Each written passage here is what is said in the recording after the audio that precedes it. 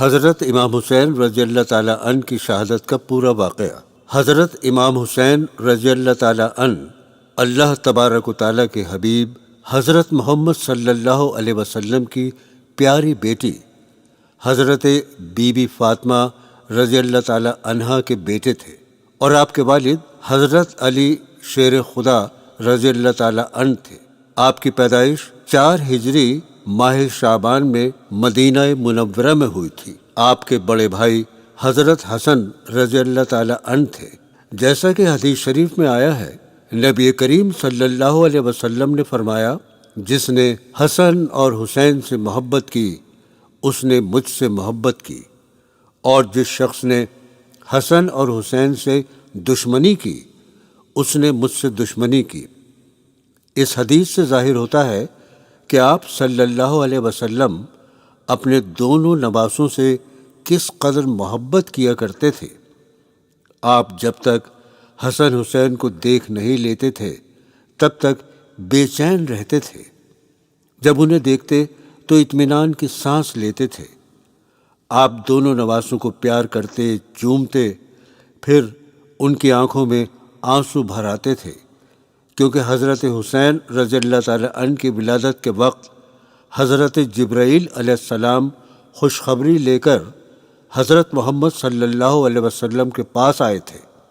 انہوں نے فرمایا، رسول خدا، آپ کے یہاں ایک بچے کی پیدائش ہونے والی ہے جس کا نام حسین ہوگا۔ اس خوشخبری کے ساتھ ساتھ آپ نے نبی کریم صلی اللہ علیہ وسلم کے لیے اس مقتل کی مٹی دکھاتے ہوئے فرمایا، یا رسول اللہ، آپ کے نواسے حسن کو زہر دیا جائے گا اور حسین کو قتل کیا جائے گا، اور یہ مٹی اسی مقتل کی ہے جہاں کربلا ہے۔ جب سے نبی کریم صلی اللہ علیہ وسلم کو حضرت جبرائیل علیہ السلام نے یہ بات بتائی، تب سے آپ مایوس رہنے لگے۔ انہیں معلوم ہو گیا تھا کہ حسن کو زہر دے کر مارا جائے گا اور حسین کو کربلا میں شہید کیا جائے گا۔ حضرت حسین رضی اللہ تعالیٰ عنہ نے بچپن میں ہی تعلیم کے ساتھ ساتھ کشتی، گھڑ سواری، تیر اندازی، تلوار چلانا سیکھ لیا تھا، اور یہی وجہ تھی کہ آپ جب جوان ہوئے تو جنگ میں حصہ لینے لگے، اور آپ نے دشمن سے جنگ جمل یعنی پہلی جنگ حضرت علی رضی اللہ تعالیٰ عنہ کے ساتھ مل کر لڑی اور دشمن خدا کو منہ توڑ جواب دیا اور فتح حاصل کی۔ اسی طرح آپ نے نہروان کی جنگ میں بھی فتح حاصل کی۔ اس وقت آپ کی عمر 36 سال کی تھی۔ تب مسجد کوفہ میں حضرت علی رضی اللہ تعالیٰ عنہ کو دشمنوں نے شہید کر دیا۔ حضرت علی رضی اللہ تعالیٰ عنہ کی شہادت کے بعد آپ کے بڑے بیٹے حضرت حسن رضی اللہ تعالیٰ عنہ خلیفہ بنے اور 9 سال تک خلافت کر سکے، کیونکہ دشمن دین نے آپ کو زہر دے کر مار دیا۔ حضرت امام حسن رضی اللہ تعالیٰ عنہ کے دنیا سے رخصت ہونے کے بعد حضرت حسین رضی اللہ تعالیٰ عنہ اکیلے رہ گئے، اور دوسری طرف جو لوگ دیندار تھے وہ دنیا کی مال و دولت دیکھ کر گمراہی کے راستے پر چل دیے، اور انہوں نے یزید کو وقت کا حاکم بنا دیا، اور یزید حاکم وقت بنتے ہی اس نے حکم جاری کیا کہ کوئی دین نہیں، کوئی قرآن نہیں، کوئی نبی نہیں، آج کے بعد وہی دین ہوگا جو میں کہوں گا، اور کسی نے اگر میرا حکم نہیں مانا تو وہ اپنی موت کا خود ذمہ دار ہوگا۔ یزید کا یہ فرمان سن کر ہزاروں کی تعداد میں لوگ اس کی بیعت کرنے لگے۔ دوسری طرف صحابہ اکرام نے دیکھا کہ یزید اسلام کو ختم کر دینا چاہتا ہے، تو کچھ لوگ مل کر حضرت امام حسین رضی اللہ تعالیٰ عنہ کے پاس آئے اور عرض کیا، اے نواسۂ رسول اور وقت کے امام، آپ کے نانا کا دین خطرے میں ہے، اور ہم سب آپ کے ہاتھ پر بیعت کرنا چاہتے ہیں۔ ہم سب آپ کے ساتھ ہیں۔ جب یزید کو اس بات کی خبر پہنچی تو اس نے مدینے کے حاکم کو پیغام پہنچایا۔ اس وقت مدینے کا حاکم ولید تھا۔ پیغام میں لکھا تھا، تم حسین کے پاس جاؤ اور بیعت کے لیے کہو، اگر وہ میری بیعت کرنے سے انکار کرے اور راضی نہ ہو، اور اگر انکار کرے تو اس کو وہیں پر قتل کر دینا۔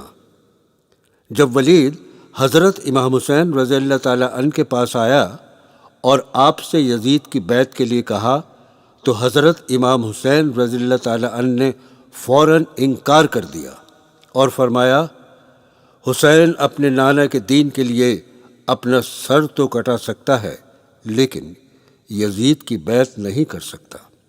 جب ولید نے یزید کو یہ خبر پہنچائی کہ امام حسین نے بیعت کرنے سے صاف انکار کر دیا ہے، یہ خبر سن کر یزید نے حضرت امام حسین رضی اللہ تعالیٰ عنہ کو قتل کرنے کی ٹھان لی۔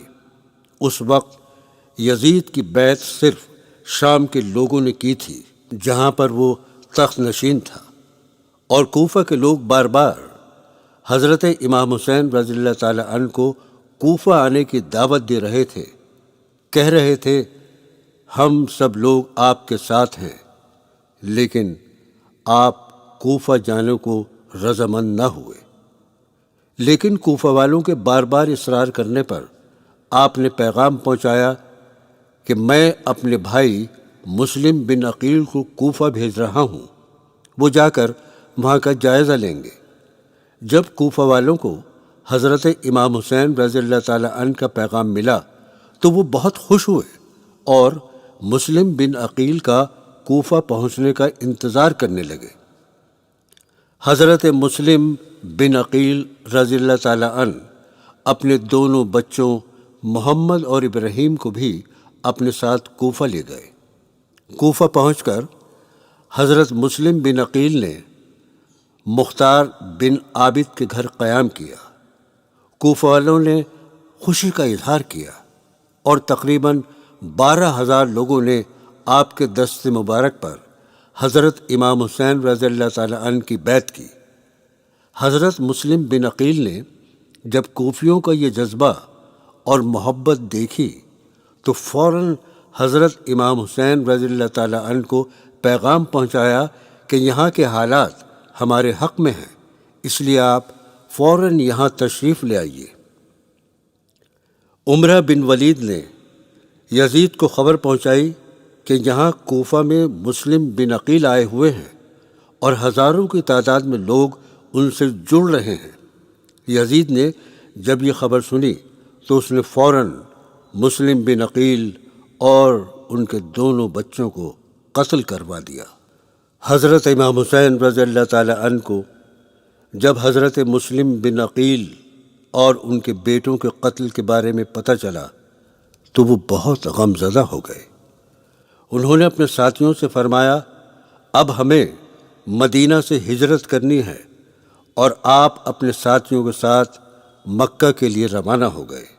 مکہ پہنچنے کے بعد جب آپ نے وہاں کے حالات دیکھے تو آپ سمجھ گئے کہ یہ لوگ مجھ کو قتل کرنا چاہتے ہیں، اور آپ نے کوفہ جانے کا ارادہ کر لیا۔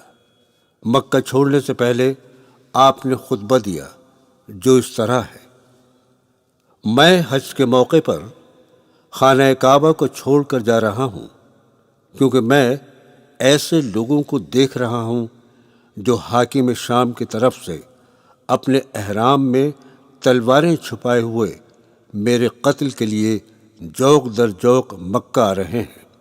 واللہ میں حسین اپنے قتل سے نہیں ڈرتا، مگر میں یہاں اس لیے جا رہا ہوں کہ بیت اللہ میں میرے قتل سے خدا کے گھر کی حرمت پامال ہوگی، اور میں یہ نہیں چاہتا کہ یہ سب میری وجہ سے ہو۔ یہ فرما کر آپ کوفہ کی طرف چل دیے۔ یہ 72 لوگوں کا کارواں کوفہ کی طرف چلا جا رہا تھا کہ اچانک اپنے لشکر کے ساتھ حر بن یزید وہاں آ گیا، اور اس نے حضرت امام حسین رضی اللہ تعالیٰ عنہ سے کہا، آپ کوفہ نہیں جا سکتے، آپ کربلا چلے جائیں۔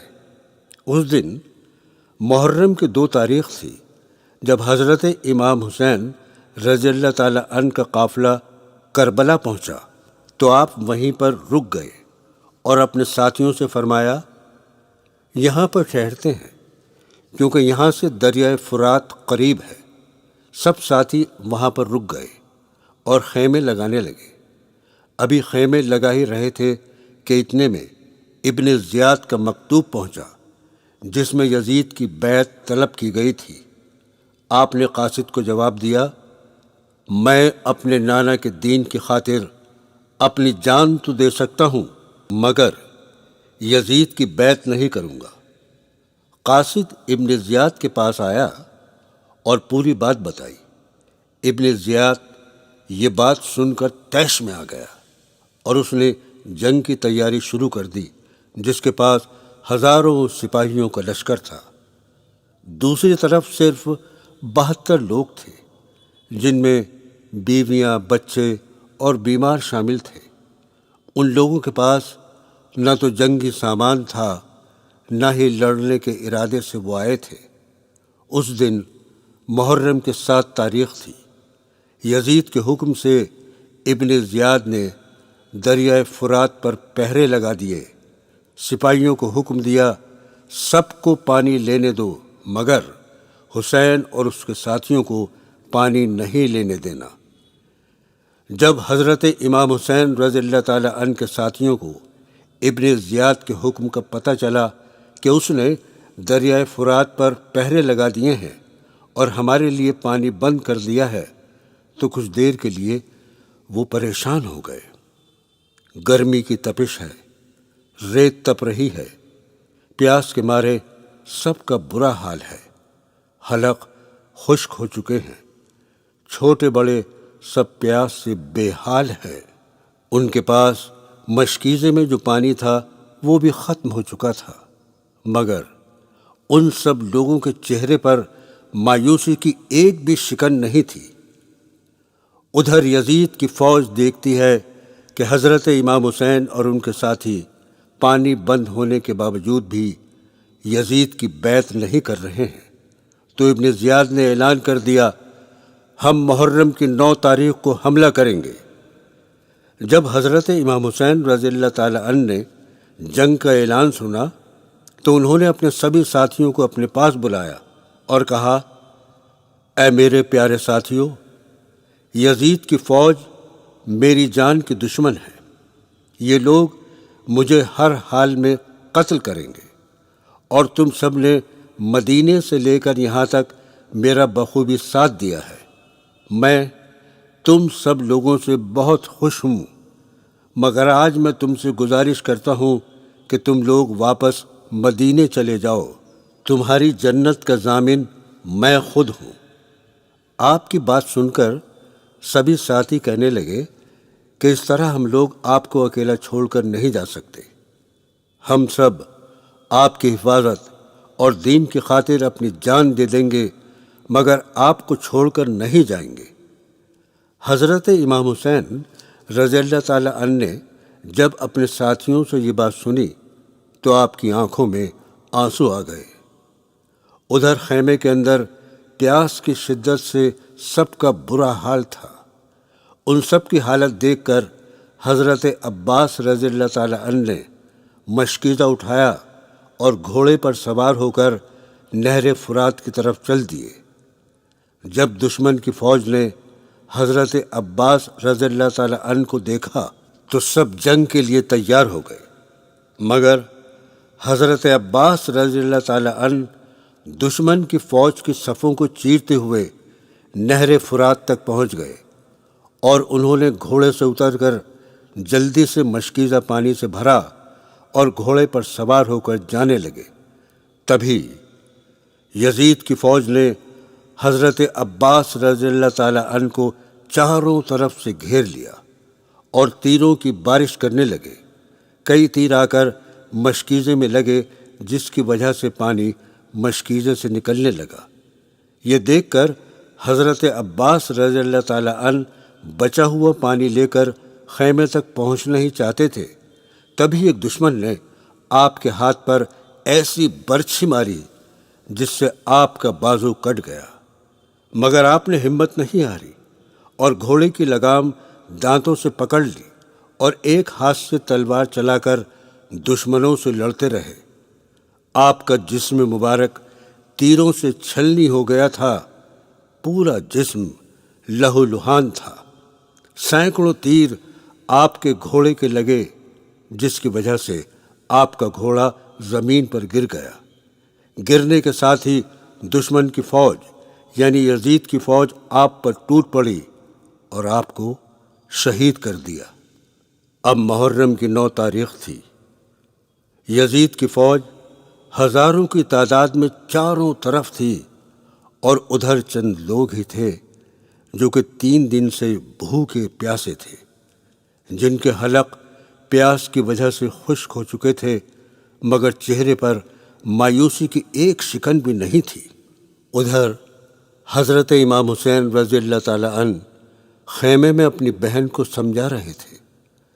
حضرت امام حسین رضی اللہ تعالی عنہ کی وصیت اپنی ہمشیرہ اور اہل بیت کو: میری بہن، میں تمہیں خدا کی قسم دیتا ہوں کہ میری شہادت پر تم آواز سے رونے چلانے سے بچنا، کپڑے مت پھاڑنا، سینہ مت پیٹنا۔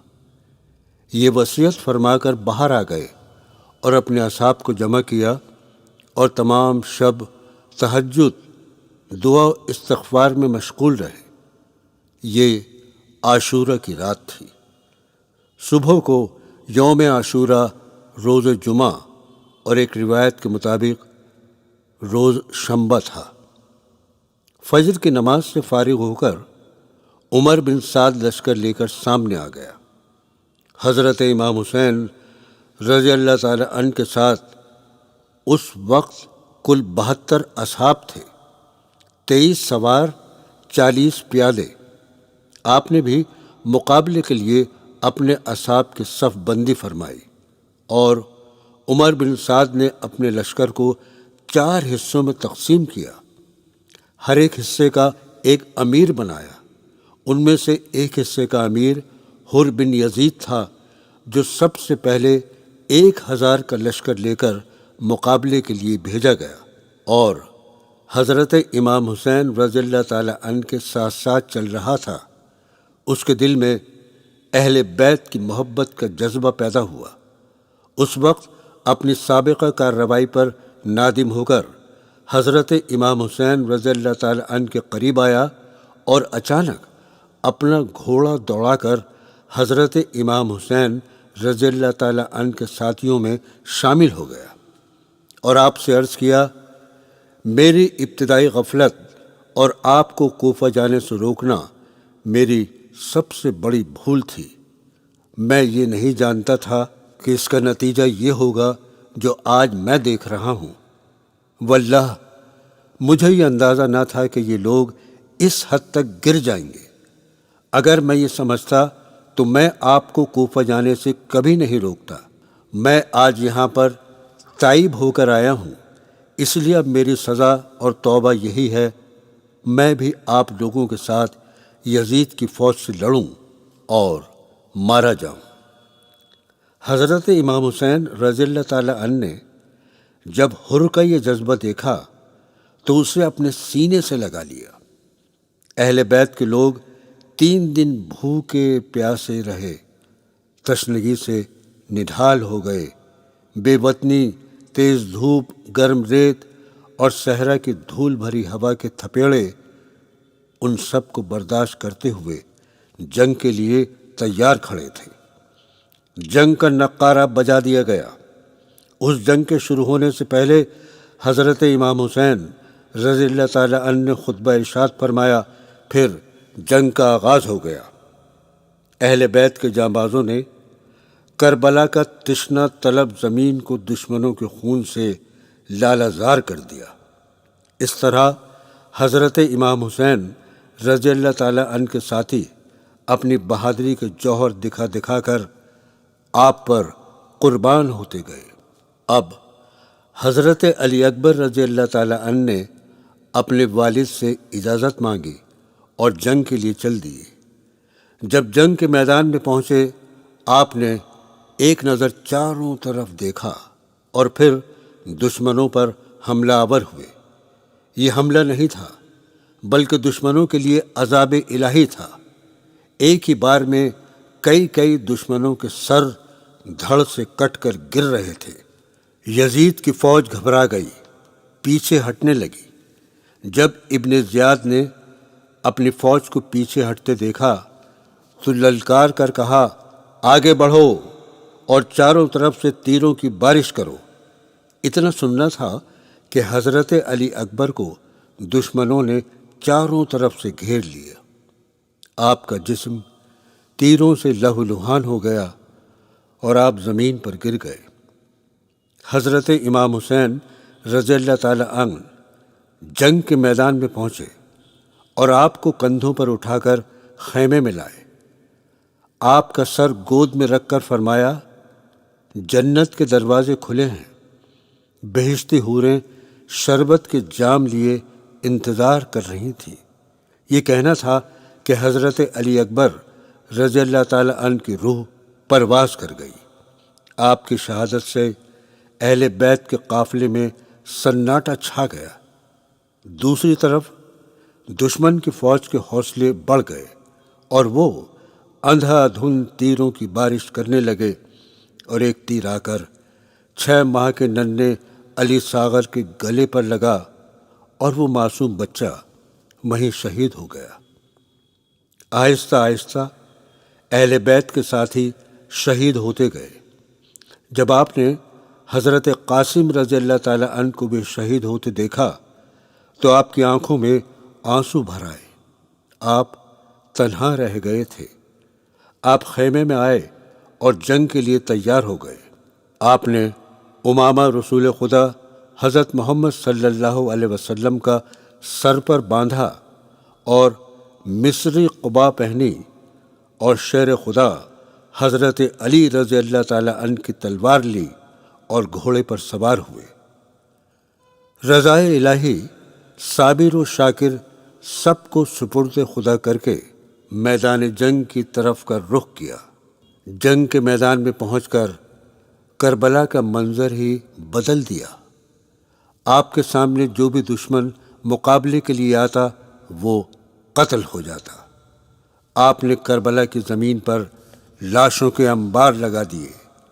یزید کی فوج میں کوہرام برپا ہو گیا، وہ ادھر ادھر بھاگنے لگے۔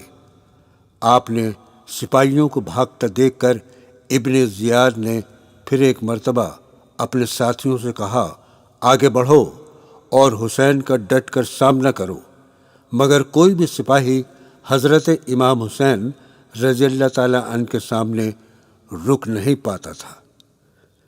اتنے میں آسمان سے صدا آئی، اے حسین تو کامیاب ہو گیا۔ حضرت امام حسین رضی اللہ تعالی عنہ نے جب یہ صدا سنی تو انہوں نے اپنا ہاتھ روک دیا اور تلوار میان میں رکھ لی۔ یزید کی فوج نے جب یہ منظر دیکھا تو انہوں نے حضرت امام حسین کو چاروں طرف سے گھیر لیا۔ بے شمار تیروں کی بارش کرنے لگے اور یہ تیر آپ کے جسم مبارک میں پیوست ہوتے رہے۔ آپ کا جسم مبارک تیروں سے چھلنی ہو گیا اور سینکڑوں تیر آپ کے گھوڑے کے لگے، جس کی وجہ سے وہ زمین پر گر گیا۔ چاروں طرف سے آپ کے اوپر تیروں کی بارش ہو رہی تھی۔ اتنے میں ایک تیر آ کر آپ کی پیشانی اقدس پر لگا، جس کی وجہ سے آپ کا نورانی چہرہ خون سے لہو لہان ہو گیا۔ تکلیف کی شدت سے آپ کو چکر آ گیا اور آپ زمین پر گر گئے اور پھر اٹھ نہ سکے۔ اتنے میں شمر ملعون خنجر لے کر حضرت امام حسین رضی اللہ تعالی عنہ کے قریب آیا اور اس نے سر مبارک دھڑ سے الگ کر دیا۔